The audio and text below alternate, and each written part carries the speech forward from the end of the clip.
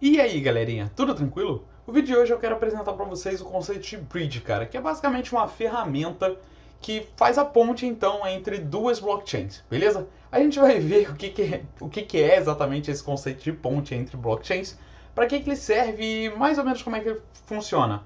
Óbvio, eu vou tentar chamar a atenção também de algumas coisas que podem vir a ser um problema no uso de bridge, beleza? Inclusive tem um detalhe que eu acho razoavelmente curioso sobre isso, tá? Então bora lá. Cara, basicamente a ideia da bridge é justamente usar uma ponte para conectar duas blockchains. Imagina que cada blockchain é uma ilha, né? Então, tipo, elas são completamente isoladas uma das outras, até mesmo porque elas usam, às vezes, ferramentas completamente diferentes, em, por exemplo, mecanismos de consenso diferentes. Mas aí então criou-se essa ferramenta que cria uma ponte entre as duas blockchains. Ou seja, a gente cria algum tipo de conexão. E para que a gente faz isso? E basicamente, cara, para poder transitar um tipo de moeda de uma de uma blockchain para outra blockchain. Lembrando que eu falei aqui um tipo de moeda, mas não é exatamente uma coin, tá? Eu já falei isso para vocês no vídeo de qual é a diferença entre coin e token. E aí só para lembrar rapidinho, cara, basicamente o coin pertence a uma blockchain especificamente e o token, então, ele é uma representação que é multi-chain, digamos assim, ou seja, ele pode existir tanto na blockchain A quanto na blockchain B, beleza? Então, basicamente, cara, imagina o seguinte, imagina que aqui a gente tem a moeda A e aqui a gente tem uma moeda B, beleza? Só que a gente está querendo transitar a moeda A, sei lá, da blockchain A, obviamente, para a blockchain B. E aí, como eu falei para vocês, isso não é exatamente possível porque a blockchain A, coin A, pertence à blockchain A. Então, o que a gente faz? A gente cria um token T que tem um valor equiparado. Basicamente é a representação do mesmo valor da coin A na blockchain B. Então a gente vai poder ter aqui vários tokens tokens T na blockchain B, ou na blockchain C, ou whatever. Vocês podem escolher qual blockchain que for. Esse token T, teoricamente, sempre vai representar então o valor da coin A. Então, por exemplo, cara, um exemplo mais prático é, mano, Bitcoin. Bitcoin tem, apesar dele ser super importante, ele tem algumas limitações, como por exemplo, ele não tem nativamente smart contracts, beleza? Então, digamos que a gente queira representar o valor de um Bitcoin em outra rede, o que a gente vai fazer é criar esse token e colocar então, através de uma bridge, a gente vai levar esse token, vai carregar esses valores de uma, sei lá, de uma Ethereum para uma Solana, de uma Solana para uma Polygon e assim por diante. Se a gente vai ficar transitando esse token entre blockchains usando então essa ferramenta chamada de bridge. E óbvio que como caminho, é uma bridge, né, é uma ponte entre os dois, a gente tem tanto o caminho de ida da blockchain A para a blockchain B, quanto o caminho de volta da blockchain B para a blockchain A, beleza? Basicamente é isso, o que é bridge, beleza? E aí, como que, bem, por que então a gente usa esse tipo de coisa? E como eu falei para vocês, a gente está querendo transitar tokens, mas por que a gente gostaria então de transitar esses tokens, né, de uma blockchain para outra blockchain, já que elas são basicamente tipo redes fechadas, elas já têm a utilidade delas, elas foram feitas por um motivo. Então por que a gente quer ficar intercambiando moedas? Cara, basicamente o seguinte, uma das razões, e para mim é uma das principais razões, é por uma questão de preço e velocidade nas transações. Mas como assim? Cara, imagina o seguinte, por exemplo, o Bitcoin, ou melhor, a Ethereum. A Ethereum é uma rede que ela é muito, muito movimentada. Então ela tem um tráfego de, tipo, um tráfego de transações muito alto, ou seja, ela tem um volume muito grande lá e às vezes você tem que ficar esperando para a sua transação cair dentro de um bloco, ser validada e etc. Além disso, como tem esse volume muito grande de transações, acaba que o preço da FII, né, da taxa para tu fazer uma transação, acaba subindo bastante. Então, por exemplo, a gente poderia ter um caso da seguinte maneira. Na blockchain a gente tem que R$ 10 é exatamente o preço para uma transação, é a taxa para uma transação, porque essa blockchain, essa chain A que a gente está criando aqui hipoteticamente, ela basicamente tem um volume muito grande de transações dentro dela, ou ela consegue processar muito poucas transações ao longo do tempo, né? E aí, o que acaba acontecendo é que para ela realizar, né, para um validador aceitar uma transação, acaba que a taxa fica muito alta. Sim, para alguns de vocês R$ 10 talvez não seja nada, mas para muita gente R$ 10 para fazer uma transação só é uma taxa muito alta, mano. É basicamente você falar, cara, eu quero transferir R$ 50 da minha conta para a conta do Zequinha e eu tenho que pagar ainda R$10 pro banco para poder fazer isso, beleza? No caso não é pro banco, mas acho que vocês entenderam a ideia. Já na blockchain B, cara, os mesmos R$10 equivalem a realizar 10 mil transações, ou seja, 10 mil, eu coloquei 1000 transações, então desculpa, 1000 transações. Podiam ser 10 mil, podiam ser 5 mil, podia ser 100 mil transações. Isso aí varia muito de uma rede para outra. Então, basicamente, cara, como a taxa nesse daqui é muito menor, provavelmente a velocidade também é bem maior, porque ela deve ter um volume de transações muito menor, ou ela consegue processar transações muito mais rápido, ou de forma mais eficiente, digamos assim. O que a gente pode fazer é o seguinte, cara, pega aqui o valor que você tem, né, o valor em dinheiro, pega dinheiros daqui, e aí você fala, mano, eu quero realizar uma série de transações com N pessoas. Só que essas pessoas estão conectadas tanto na blockchain A quanto na blockchain B. Então o que tu faz tu pega o teu dinheiro, transfere lá através da bridge. Os tokens, né, digamos que isso aqui fossem tokens T, você pega os seus tokens T, transfere aqui para blockchain B, então, todos os seus tokens, ou N tokens seus, uma parte deles, realiza então todas as suas transações e se você quiser voltar lá para a rede inicial, você pega a mesma bridge e faz o caminho de volta, beleza?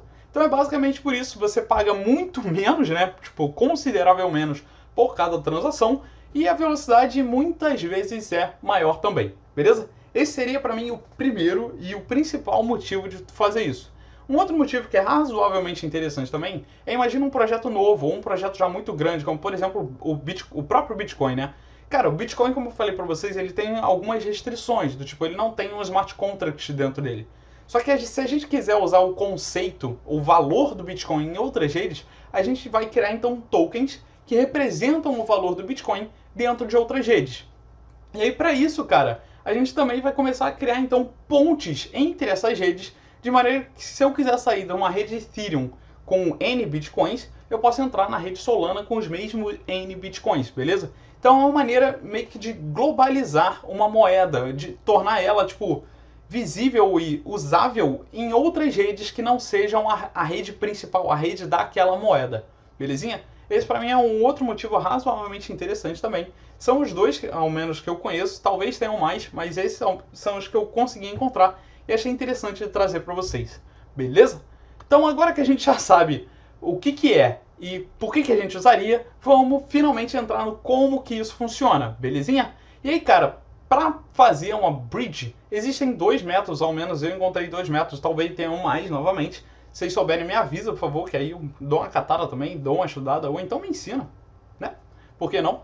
Mas basicamente, vamos lá. O primeiro método, cara, é um método que eu estou chamando de centralização. Basicamente o que ele faz é o seguinte.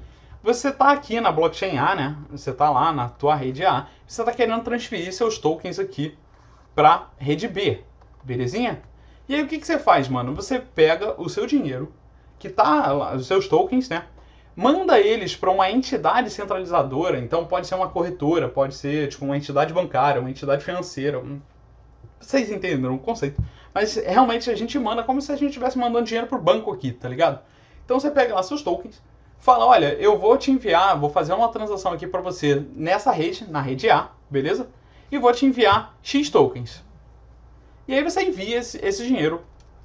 A entidade centralizadora vai pegar então aquele teu dinheiro e vai falar, beleza, você está me enviando isso aqui porque você está querendo que eu te entregue dinheiro na outra rede ali, né? Na rede B. E aí você fala, exatamente isso. E aí, a entidade centralizadora, então, vai ser a tua ponte entre as duas blockchains. Ou seja, você entregou dinheiro de um lado e vai sair dinheiro do outro lado, né? A entidade centralizadora vai pegar esse teu dinheiro, vai fazer o que ela quiser com isso, e ela vai te devolver a mesma quantia, é exatamente o mesmo volume, até por isso que eu contei aqui, tá certinho, tipo 5,5, beleza? Que ela te entrega exatamente o mesmo valor na outra rede B, e aí agora você está dentro da rede B, você pode fazer o que você quiser, beleza? Isso é basicamente o que eu estou chamando de primeiro método, que é o método de centralização, onde a gente está usando então a entidade centralizadora, que ela está conectada a várias blockchains, e você basicamente tinha conexão em uma blockchain e estava querendo passar para outra blockchain. Você passa então por meio dela, ou seja, você entrega o seu dinheiro e essa entidade te devolve. Cara, é mais ou menos, de uma maneira bem esdrúxula, né? É como se você chegasse no banco ou numa casa cambial e falasse, mano, eu quero trocar, sei lá, meus dólares por um valor, um outro papel que representa o mesmo valor do dólar em outro país, beleza? Basicamente isso, tá? É estranho, mas é isso. E aí, o outro método que, pra mim, quando eu comecei a estudar Bridge, seria o método principal, seria então o uso de smart contracts. Apesar de eu ainda ter uma dúvida aqui, que eventualmente eu vou tirar ela, e aí eu ponho isso nos comentários, que é basicamente, cara, como é que um contrato se comunica com duas redes diferentes? Isso ainda é uma questão que eu não sei direito, beleza? Mas basicamente, cara, ao invés de a gente ter aqui no segundo método uma entidade centralizadora, o que a gente tem então é um smart contract que está ali fazendo esse trabalho de tipo pegar dinheiro de um lado e jogar dinheiro para o outro lado. E aí, cara, aqui tem um detalhe razoavelmente interessante que é o seguinte: quando tu manda dinheiro para o smart contract que faz o trabalho da bridge, né? É como se esse cara daqui fosse a bridge. Então esse brother daqui é basicamente a bridge. O que você está fazendo é você pega o seu dinheiro, manda para o contrato. Esse contrato ele tem um endereço dele aqui na rede A, beleza? E ele provavelmente vai ter um endereço aqui na rede B também, beleza? Então é um contrato que de alguma maneira ele consegue se comunicar com duas redes separadas. E aí, quando você manda o dinheiro para ele, ele tem duas opções para fazer com esse dinheiro que tu está mandando aqui. A primeira opção, cara, é basicamente congelar isso, por isso que eu coloquei até de azulzinho.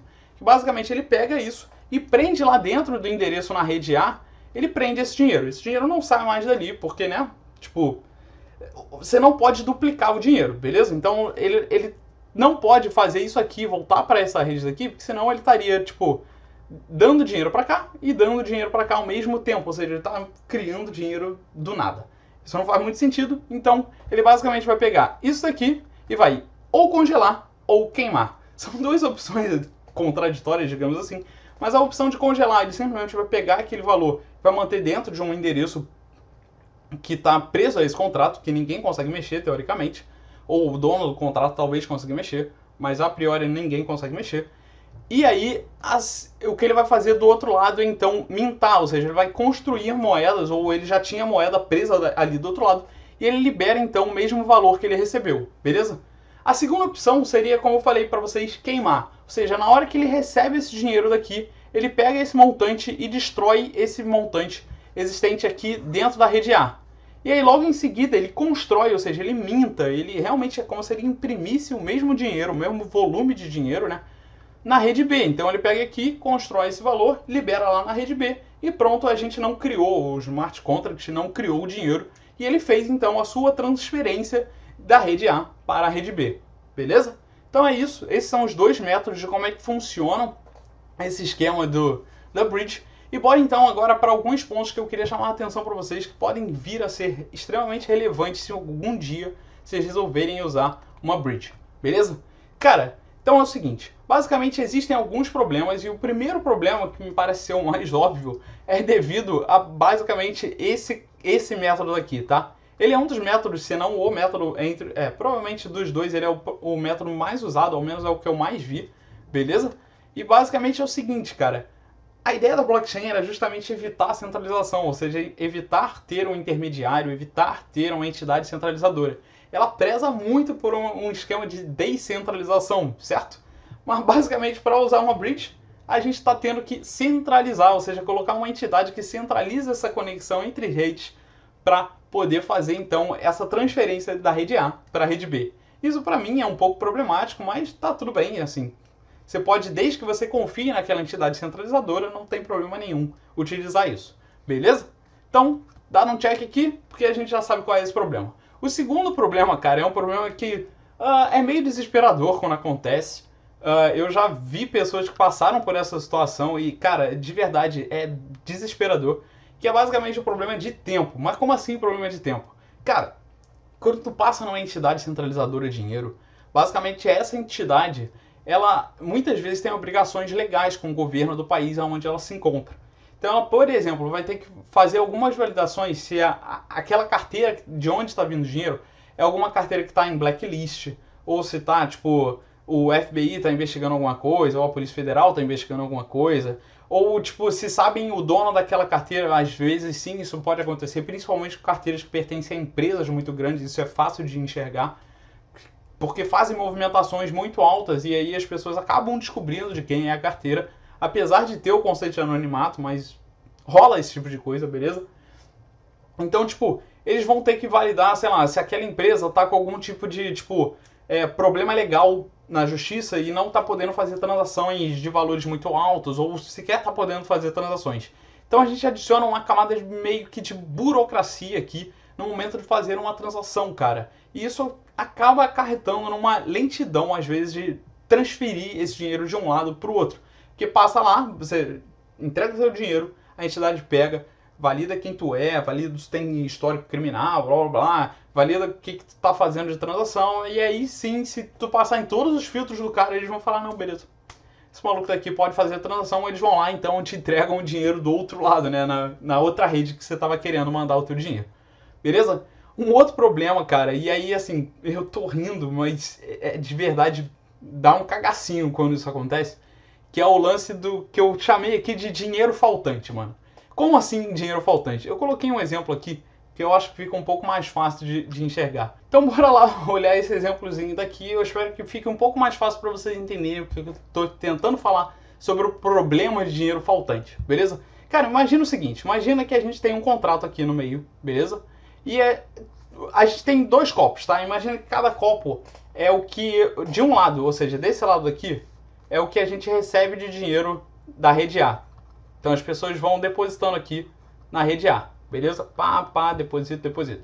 E aqui é o que a gente tira toda vez que alguém faz uma movimentação nesse sentido daqui, ou seja, da esquerda para a direita, da rede A para a rede B. Belezinha? Imagina então que o contrato é como se fossem dois copos, um de cada lado. Esses copos não são conectados porque eles estão em redes separadas. Tranquilo? Isso. Então, basicamente isso, beleza? E toda vez que alguém pede então um dinheiro daqui, a gente tira um pouquinho daqui, manda esse dinheiro para cá e que manda para cá, né? A gente manda pro contrato, né? O contrato congela esse dinheiro, então trava aqui, loca esse dinheiro dentro dele, tá dentro do contrato.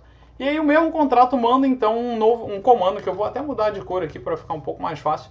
Manda um comando aqui para esse cara esvaziar um pouco aqui, então tipo ele dá uma esvaziada aqui, foi mal, aqui eu falei cagada. Aqui a gente subiu o valor, né, o montante, porque a gente injetou um pouco de dinheiro aqui dentro dele. Então a gente subiu aqui o montante, beleza? Esse aqui é o nosso novo montante. E aqui a gente desceu, do outro lado a gente desceu o montante, porque a gente tirou um pouquinho desse dinheiro e injetou lá na rede, né? Que foi o que a pessoa aqui pediu, né? Esse mesmo montante aqui que caiu, que subiu, foi mal, é o montante que caiu aqui desse lado, beleza? Então, basicamente, é isso que acontece. Agora, imagina que, por algum motivo específico, ou por algum problema randômico, né, alguma coisa aleatória, muita gente começa a fazer transação só nesse sentido, tá? Sempre tirando da rede A para a rede B. O que acaba acontecendo é que aqui, a linha vai baixando, a linha vai baixando, a linha vai baixando. Tem uma hora, mano, que o copo ficou vazio. Não tem mais como a gente sacar grana para a rede B. Ou seja, o contrato desse lado daqui, dessa metade daqui, ó, da direita, não tem mais como ele construir moeda ou entregar moeda para a rede B. E aí, cara, imagina a situação desesperadora que é quando tu pede, mano, faz uma transferência para mim da rede A para a rede B, né? Então tu pega aqui o teu dinheiro, pá, manda teu dinheiro. Mandou teu dinheirinho lá, suado, pães, mandou teu dinheiro. O contrato pega esse dinheiro, trava o dinheiro. Pô, travou teu dinheiro lá, dinheiro travado, você fala, não, beleza, vou receber ali do outro lado agora. Só que aí o que acontece, mano? Quando o contrato olha o copinho aqui, olha o copo, ele fala, mano, não consigo produzir dinheiro. Não consigo mandar dinheiro daqui pra rede, né? Tipo, não consigo tirar do meu copinho e mandar pra rede. E aí o que acontece? Mano, tu simplesmente fica olhando a rede B ali e teu dinheiro não chega, mano.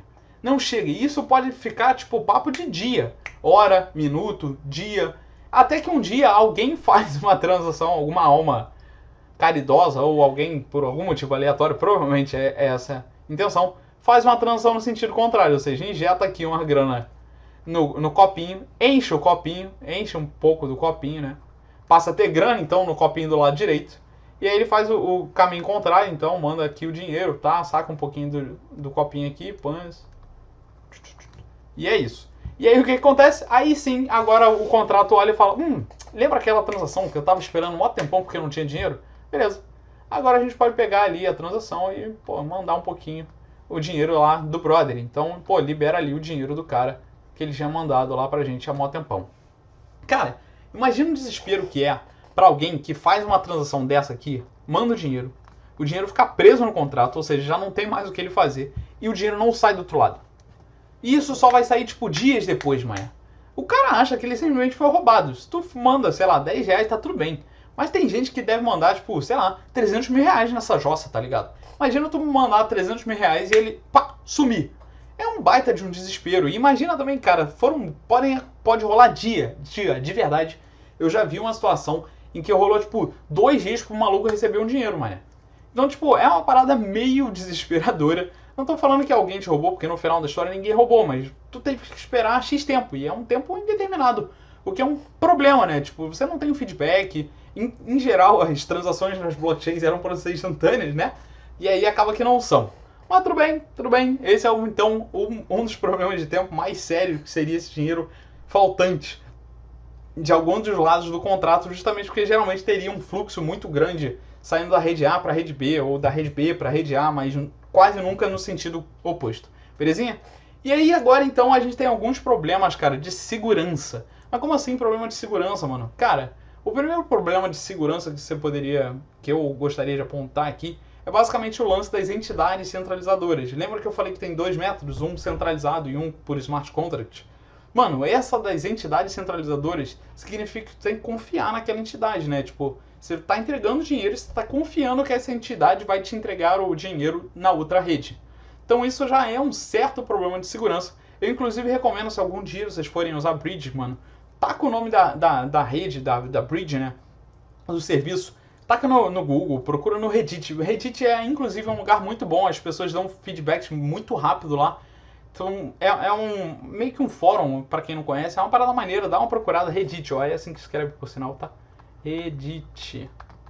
É uma parada legal, taca lá o nome da rede, da bridge que tu tá querendo usar e vê os feedbacks que a galera tão dando pra tu não cair num processo scam. Scam, novamente, tu entregaria teu dinheiro e não sairia dinheiro do outro lado, a pessoa simplesmente rouba, beleza? Então fica ligado por causa desse problema de confiança aí nas entidades centralizadoras. E aí um detalhe, eu coloquei aqui o nome do Vitalik Buterin, que, cara, esse maluco aí é o geninho lá da blockchain, é um dos fundadores da Ethereum, se não me engano, fundador também da Polkadot. Cara, esse maluco é bem inteligente no mundo da blockchain, ao menos. E ele não gosta do conceito de bridge justamente porque ele tem um problema com o lance de bridge, principalmente no lance de smart contract. O medo dele é que, tipo, como o bagulho é um código, é um contrato e tal, poderia rolar um bug onde alguém manda uma transação, né, da rede A para a rede B aqui, e aí, por algum motivo, essa pessoa, tipo, o contrato recebe a transação, antes do contrato conseguir locar aqui o bagulho, a pessoa meio que cancela essa transação, ou seja, o contrato não loca, devolve o dinheiro para a pessoa, então, X tokens aqui, né? E ao mesmo tempo, por algum motivo, o contrato acha que a transação foi realizada, então ele libera também X tokens. E você meio que está criando dinheiro, tipo, em 2 redes separadas. Isso é razoavelmente perigoso, né? Porque quando alguém acha uma brecha dessa aí, vai simplesmente criar dinheiro adoidado. Detalhe, aconteceu, eu não sei exatamente o que, porque eu ainda não cheguei a dar uma olhada, mas aconteceu isso numa das bridges da Binance há um tempo atrás, tá? Um cara achou uma brecha lá e sacou o papo de, tipo, 100 milhões de dólares de leve, beleza? Então é uma parada bem tensa. Tipo, ele meio que criou dinheiro mesmo. Não criou porque a Binance que arcou com a consequência desse dinheiro criado, né? Ela tirou do cofre dela, injetou na rede e pronto. Ela meio que balanceou o dinheiro. Mas, mano, foi um baita de um prejuízo. Então eu coloquei aqui porque isso também é um problema. Quando alguém escreve um contrato, cara, tem que tomar muito, mas muito cuidado com a maneira que esse contrato está escrito, justamente para não criar esse tipo de problema aqui de dinheiro sendo multiplicado do além, belezinha? Então é isso, gente. Valeu, falou e até a próxima.